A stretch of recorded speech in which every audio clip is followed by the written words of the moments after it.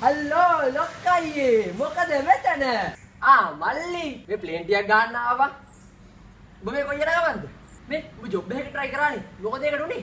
Job එක හරියන්නේ නැහැ බං ලොක්කයියේ. ඉන්ටර්විව් දෙක තුනකට මේ ඉන්න කිව්වා. ඒත් මේ ගියේ නෑ බං. ඔය වගේ ලොකු රස්සා කරන්න බෑනේ බං අපිට. එයි බෝල ඔබ නිකමටවත් ගියේ නැත්තේ. ඔය වගේ ලොකු රස්සා කොහෙද බං අපි සෙට් වෙන්නේ? ඊයත් උඩින්ම කැපෙනවා. ඕක සෙට් උනත් මට හරියට කරගන්න බෑ. ඉංග්‍රීසිවත් බැරි එකේ අපි කොහොමද බං මීටින් වල ගිහිල්ලා කතා කරන්නේ? ලොකු පොස් පොරවල් එක අපිට හැප්පෙන්න බෑනේ බං. මට ෂුවර් බං. මට නම් ඕක කරගන්න බැරි වෙනවා. අපරාදේ බෝල ගමඩවත් යන්න තිබ්බේ උඹ. මත් කරගන්න දේවල්. මේ මන්ද.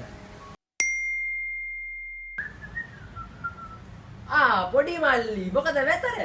හල්ලෝ අයියේ මේ ඔබ විභාගය ළඟනේ. ඔබ පාඩම් කරන්නේ නැද්ද? මේ මල්ලිකාරයා නම් කිව්වා ඔබ රවුම් එක ගහින්න කිසි පාඩම් කිරිල්ලක් කරන්නේ නැහැ කියලා. ඕ බං පාඩම් කරන්න ඕනේ. කොහෙද බං ඉතින් ඕකට වෙලාවක්? ඇයි බෝල එහෙම කියන්නේ? මේ සීන් එක ඉස්කෝලේ ගිහිල්ලා ගෙදර එද්දි කොල්ලෝ ටික සෙට් වෙනවා. උන් එක්ක පොඩි කයියක් ගහලා එද්දි ගෙදර ආවට පස්සේ කෙල්ල Facebook එන්න කියනවා.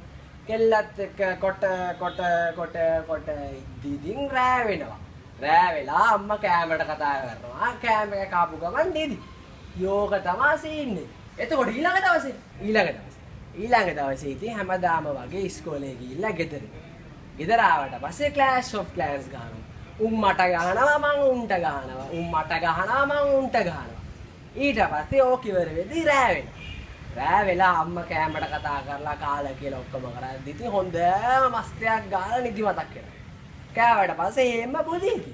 එතකොට ඊළඟ දවසේ ඊළඟ දවසෙත් හැමදාම වගේ ඉස්කෝලේ ගිහිල්ලා ගෙදර එනවා. ගෙදර ආද්දි කොල්ලෝ ටික මගදී සෙට් වෙලා පොඩි කයියක් ගාලා එද්දි කෙල් කටහපම් මිහරකා මෙතන එකපාරක්වත් try නොකර දන්නේ නැහැ කරන්න බෑ කරගන්න බෑනේ කියන්නේ නැතුව එකපාරක්වත් try කරපන් ගිහිල්ලා. අර උඹලා වගේ බෑ කියන උන් නිසා තමයි අර ලොකු සමීක්ෂණයකුත් කරලා ලංකාවේ මිනිස්සු දවසකට වැඩක් කරන්න ගියාම බෑ කියලා 4 පාරක්වත් කියනවා. හැම මගුලක් උඹලට බෑ. අනිත් ඒවුන්ට පුළුවන්. ප්‍රශ්නයක් තියෙනවනේ ඒකට මූණ දීපන්. හැම ප්‍රශ්නයකින්ම පැනලා යන්නේ නැතුව බෑ කිය. හරි. ඊට පස්සේ බෑ කියන්නේ නැහැ. එහෙනම් උඹත් බෑ කියන්නේ නැතුව iPhone එක ටිකක් දීපන්කෝ.